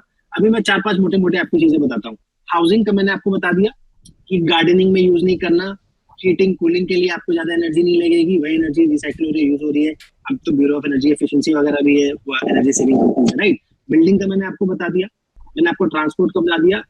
हमने बस की बात नहीं करी, बस से बेहतरीन कोई चीज नहीं है इंडिया में, तो बस पे कुछ काम ही नहीं हो रहा है। बस पे काम करें हम तो हम आधे से ज्यादा प्रॉब्लम सॉल्व कर लें, उसमें हजार चीजें हैं करने के लिए बस में, वो भी हम कभी और डिस्कस करेंगे, ठीक है। बस आपने ले लिया या मेट्रो ले लिया, ऑल्दो मैं पर्सनली मेट्रो का फैन नहीं हूँ, बट ठीक है, मेट्रो ले लिया आपने, बस ले लिया, राइट। उसके अलावा आपका क्या बचा, एनर्जी कंजम्पशन आपका डाउन हो गया क्योंकि आप डेंस एरिया में रह रहे हो, राइट। कूलिंग और हीटिंग के आपके लिमिटेड हो रहेंगे, राइट। और आप चौथी चीज, आप आपके पास नेचर बेस्ड सॉल्यूशंस बनाने के लिए बहुत ज्यादा चीजें हो जाएंगी। अब आप देखिए आंगमोक्यो पार्क है, आई डोंट नो सिंगापुर में आप कहती गए नहीं, आंगमो पार्क है, राइट, कितना जबरदस्त पार्क है, राइट, बोटानिकल गार्डन है, राइट। अब वहां पे अर्बन वाटर बॉडीज और अर्बन ग्रीन स्पेसेस होना बहुत जरूरी है, वो अपने आप में ऑफसेट करती रहेंगी जो आपके एमिशंस है, वो कार्बन फ्रेंडली आपको कर देंगी, राइट। आपको ड्राइव नहीं करना पड़ेगा। अभी इंडिया में for every 1000 people I think 30 या 40 कार्स हैं, व्हीकल ओनरशिप है। कनाडा, ऑस्ट्रेलिया, यूएस में 800, 900, 950 फॉर एवरी 1000 पीपल, हर हजार आदमी के लिए। तो हमारे अभी व्हीकल ओनरशिप बढ़ेगी तो बहुत, लेकिन हमें उस लेवल तक जाना नहीं है। हमें सिंगापुर लेवल पे या यूरोप लेवल पे सोचना है कैसे हम पब्लिक ट्रांसपोर्ट को यूज करके करेंगे। इसलिए कॉम्पैक्ट सिटीज जहाँ पे ऑफिस घर बहुत ज्यादा दूर नहीं है, पब्लिक ट्रांसपोर्ट है, वो एफिशिएंट है, एनर्जी यूज है, and so on so forth. Sorry again a long answer. हाँ, इसमें आपके साथ एक और चीज़ जोड़ना चाहती हूँ। एक और, जब ये कॉम्पैक्ट हो जाता है ना, इतने सारे बिल्डिंग एक साथ आ जाते हैं, तो मार्केट भी वहीं आ जाता है। तो आपको एक्चुअली मार्केट भी नहीं जाना है और बस से भी नहीं जाना है, आपका मार्केट नीचे ही होता है। अगर आपको हेयर कट कराने भी जाना है, डेंटिस्ट की दुकान, ये सारी दुकान वहीं होती है। ये सब चीज़ों के लिए आपको बस से भी बहुत दूर जाना ज़रूरी नहीं होता है। कम्युनिटी सेंटर पास में आ जाता है, तो हर ये सारी कम्युनिटीज़ जब होती है तो जैसे गवर्नमेंट की स्कीम्स भी एक्सेस करना ना लोगों के लिए बहुत आसान हो जाता है, क्योंकि ये गवर्नमेंट स्कीम्स वगैरह भी हर सेंटर पे आ जाती है फिर वो, तो उस हिसाब से मतलब एग्री ख्याति, क्योंकि इसमें ना हमारे यहाँ जैसे मिक्स यूज का, मैंने क्लाइमेट चेंज वाले सेक्शन में मिक्स यूज की बात करी है मैंने, कि मिक्स यूज नेबरहुड होना चाहिए। एक टाइम आया था जब हमने यूज ही सेपरेट कर दिया था। आप देखिए गुड़गांव में आप कहीं रह रहे हो, फिर आपको जाना पड़ेगा, हर सेक्टर की एक अलग मार्केट बनी हुई है, या हर 3-4 सेक्टर की एक अलग मार्केट बनी हुई है, आपको जाना पड़ेगा वहाँ। अरे यार 4 दुकानें अगर यहीं पे होंगी तो हम यहीं पे मंगा लेंगे ना। बहुत सिंपल है, बहुत इनफैक्ट मैं बोलूंगा प्रणय की काउंटर इंट्यूटिव अप्रोच, कि अगर हम कॉम्पैक्ट बनाएंगे तो क्लाइमेट चेंज पे और नुकसान होगा या भीड़ पे भीड़ हो जाएगी, ऐसा नहीं है। आई थिंक बहुत सारी चीजें, एफिशिएंसी, इकोनॉमिक्स, इंफ्रास्ट्रक्चर की इतनी जबरदस्त हो जाएगी कि वही इंफ्रास्ट्रक्चर ज्यादा लोगों को सर्व करेगा। आपको बनानी नहीं है रोड पे रोड बनाए पड़े। सॉरी मैं थोड़ा फ्रस्ट्रेट हो जाता हूँ मैं कि नहीं हम तो बहुत समर्थक है ज्यादा घने शहर होने के, लेकिन आज भी भारत में वो पॉपुलर व्यू नहीं है, तो इसीलिए आज काउंटर इंट्यूटिव तो है, ज्यादातर भारतीयों के लिए काउंटर इंट्यूटिव है कि घने शहर, क्लाइमेट चेंज और हमारी और रहन सहन के लिए बेहतर होंगे, ये पॉपुलर व्यू तो नहीं है। नहीं ये मैं कंप्लीटली सहमत हूँ आपकी इस चीज से, बट मैं कह रहा था काउंटर इंट्यूटिव, मतलब अगर इमेजिन करोगे सिनेरियो तो वो बहुत इंट्यूटिव आपको लगने लगेगा। बहुत छोटा सा स्टैटिस्टिक्स देता हूँ, यूएस में ऑन एन एवरेज 86% लोग ड्राइव करते हैं। न्यूयॉर्क जो उनका सबसे डेंस शहर है, वहां पे सिर्फ 1/3 लोग ड्राइव। बिल्कुल। नहीं तो आप जनरल इक्विलिब्रियम देख रहे हो ना, पर अक्सर लोग पार्शियल इक्विलिब्रियम देखेंगे कि आज मैं अगर मुझे रहना पड़े इस शहर में जिसमें और लोग आ जाएं तो मुझे अच्छा नहीं लगेगा, इस तरीके से हम लोग अक्सर सोचते हैं ना, तो वो प्रॉब्लम हो जाता है। इसके बारे हाँ, मैं इसके बारे में ऐसे सोचती हूँ, जैसे काफ़ी लोग बोलते हैं कि नेचर में हम जाना चाहते हैं, तो एक्चुअली सोचना चाहिए, अगर तुम नेचर के लिए सोच रहे हो तो तुम्हें नेचर में नहीं जाना चाहिए। वो जो बीहड़ है उसको बीहड़ छोड़ दो, तुम ऐसी जगह रहो जो ऑलरेडी इतना अर्बनाइजेशन हुआ है, तुम वहाँ रहो, कम रिसोर्सेज में रहो, कम छोटे घरों में रहो। क्यों हमें बड़े घर चाहिए? मैं तो बोलती हूँ मतलब थोड़ा सा अच्छे से डिज़ाइन करो और छोटे घरों में रहो। इतने बड़े बड़े, मतलब मैं अभी छोटे घर में रहती हूँ तो मैं धीरे धीरे मैं अभी यूज्ड टू हो गई हूँ, और मुझे लगता है कि हाँ एक्चुअली इतना प्रॉब्लम नहीं है। मतलब क्यों हमें बहुत बड़ा बंगला चाहिए, मतलब उसकी ज़रूरत ही नहीं है। तो एनीवेज, तो उसका कारण ये है कि पहले चूंकि एफएसआई इतना कम होता था कि आपको बड़े प्लॉट लेके आप उतने ही स्पेस बना पाते। अब आप लिबरलाइज करिए एफएसआई, तो बिल्डिंग पे बिल्डिंग बनेगी। अब आप देखिए ना, और ये अपने आप होता है। अब देखिए दिल्ली में एक बहुत बड़ा ट्रेंड है, पहले जहाँ कोठियां होती थी, कोठियां बोलते हैं दिल्ली में, राइट, जहाँ घर होते थे, अब उनको जो है लोग क्या कर रहे हैं, जो लोग बड़े शहर चले गए या विदेश चले गए, वो अपने ही घर को, जो पहले 1 फ्लोर होता था या 2 फ्लोर होता था, उसको 5 floor, ground plus 4 ground plus 5 करके, और उसके बाद वो उसको वो बेच देते हैं, और वो अलग अलग लोग आपस में रहने लगते हैं, क्योंकि वहाँ पे एफएसआई लिबरलाइज हो गया। तो इन ज्यादा से ज्यादा लोग धीमे धीमे इस चीज को रियलाइज करेंगे, मुझे ऐसा लगता है। और एटलीस्ट इंडिया ब्रांड स्पॉट ये कोशिश करती है करने की कि इस तरह के जो परसेप्शंस हैं उनको कंटेस्ट किया गया है इंडियन कंटेक्स्ट में, कि मतलब इंडिया में ऐसा नहीं है। या जैसे बड़े बड़े जो मैंने लोगों के नाम लिए, मेरे को किसी ने बोला था कि आपने काफी ज्यादा साइट किया। मैंने कहा साइट इसलिए किया है बिकॉज ये किताब एक्चुअली शहरीकरण की नहीं है। ये किताब इंडिया की किताब है। मतलब आप शहरीकरण आज के टाइम पे आप पढ़िए तो it is a study of Indian political economy. ये सिर्फ शहरों की नहीं बात रह गई है, ग्रोथ कहाँ से आएगी, एजुकेशन इंस्टीट्यूट्स क्या है, प्लानिंग का क्या करोगे, लैंड का क्या करोगे, climate change, water, transport, infra, कुछ भी कर लीजिए आप। मैंने किसी को दिखाई थी किताब, शायद नाम तो क्या, किसी को दिखाई थी तो उसने कहा था ये इंडिया की किताब, इंडिया पे किताब है, ये शहरीकरण पे किताब नहीं है बेसिकली, क्योंकि एवरीथिंग जो कि अब मैटर करता है ना वो शहर में हो रहा है, आपको उसके कंटेक्स्ट से देखना है, इस कंटेक्स्ट से। एंड दैट्स व्हाई मैंने इन बड़े बड़े लोगों को लाया हूँ, इनके वो कहते हैं सार लाया हूँ उनके ज्ञान का। वो सार इसलिए लाया हूँ ताकि अब आप इतने सारे टॉपिक एड्रेस करेंगे तो आपको अथॉरिटी ढूंढनी पड़ेगी उस टॉपिक की, और वो अथॉरिटी क्या कह रही है, जिसने अपना जीवन पूरा उसमें व्याप्त कर दिया कि भैया ये सार है, तो ये सार है, आप बिल्ड करिए उसको। एंड दैट मतलब आई थिंक वो एफिशिएंट वे था कि मैं कम पेपर यूज करूँ और थोड़ा कार्बन एमिशन कम हो मेरी किताब को। बिल्कुल। नहीं तो देवाशीष, बहुत अच्छा लगा आपसे बात करके, और मैं एक एंड पॉइंट ये बोलना चाहूँगा कि जैसे आपने सोशल कॉन्ट्रैक्ट वाला पॉइंट बहुत अच्छा बोला, और मुझे लगता है कि एक मूल रूप से जहाँ पे हमारा सोशल कॉन्ट्रैक्ट टूटा हुआ है शहरी तौर पर, वो है फिस्कल डिसेंट्रलाइजेशन के ऊपर, क्योंकि ज़्यादातर शहर हमारे खुद का पैसा ही नहीं उठा सकते। तो अगर पैसा ही नहीं होगा, जो कि सोशल कॉन्ट्रैक्ट का मेन चीज़ है ना, अगर तो कहाँ से हम लोग वो नाता बना पाएंगे। तो हमारे शहर डिपेंडेंट है स्टेट गवर्नमेंट पे, नेशनल गवर्नमेंट पे, और नेशनल गवर्नमेंट चाहेंगे नहीं या स्टेट गवर्नमेंट नहीं चाहेंगे कि शहरों का और सशक्तिकरण हो। तो हम लोग उस इक्विलिब्रियम में है, उसे कैसे तोड़े, शायद वो भी एक बहुत बड़ा मुद्दा है, पॉलिटिकल इकोनॉमी का ही है ना, सिर्फ शहरीकरण से जुड़ा हुआ नहीं है। तो उसके ऊपर शायद और हमें सोचना पड़ेगा। और मैं सभी श्रोताओं से यही कहूंगा कि ये किताब जरूर पढ़िए। आपको जैसा कि देवाशीष ने कहा, ना सिर्फ शहरीकरण बल्कि भारत के ऊपर भी कई चीज़ें जानने मिलेगी, पॉलिटिकल इकोनॉमी के ऊपर जानने का मौका मिलेगा। तो ज़रूर पढ़िए, और इसी के साथ ये एपिसोड ख़त्म करते हैं। Thank you Devashish. Thank you so much, एक तो मौका देने के लिए, किताब के बारे में बात करने के लिए, दूसरी बात ये मंथन के लिए, क्योंकि अपनी किताब में ही 4 और अच्छी चीज़ें, 2 कम अच्छी चीज़ें पता लगी कि यार ये ऐसे था, ये ऐसे था, ऐसे। तो वो मौका देने के लिए बहुत बहुत धन्यवाद, मंथन करने के लिए बहुत बहुत धन्यवाद। और ये जरिया बनेगा पुलियाबाजी की, श्रोता जब पढ़ेंगे तो वो किताब पढ़े ना पढ़े, लेकिन इन मुद्दों पे जरूर डिस्कस करें और आपस में बहस करें, गहन बहस हो इस चीजों पे लेके। और तर्को उस पे बात बनती जाएगी, उसमें तो दर्शकों का काम है ये, तो मतलब होपफुली हमारे लाइफ टाइम में हमें देखने को मिलेगा ये चेंज। एंड अपॉर्चुनिटी के लिए बहुत बहुत धन्यवाद आप तीनों को, और आई होप आप लोग को मजा आया हो किताब पढ़ के, और मजा आएगा तो हम कुछ और कन्वर्सेशंस भी करेंगे। बिल्कुल। फिलहाल पुलियाबाजी के हाँ, लिए नहीं बिल्कुल किताब तो मैंने पढ़ी, बहुत मजा आया, और जैसा कि हम लोग कहते हैं कि पुलियाबाजी चलती रहनी चाहिए, तो शहरीकरण पे भी चलती रहे तो बहुत कुछ सीखने मिलेगा। Thank you. शुक्रिया। Thank you. उम्मीद है आपको भी मजा आया। यह पॉडकास्ट संभव हो पाया है तक्षशिला इंस्टीट्यूशन के सपोर्ट के कारण। तक्षशिला पब्लिक पॉलिसी में शिक्षा और अनुसंधान के लिए स्थापित एक स्वतंत्र संस्था है।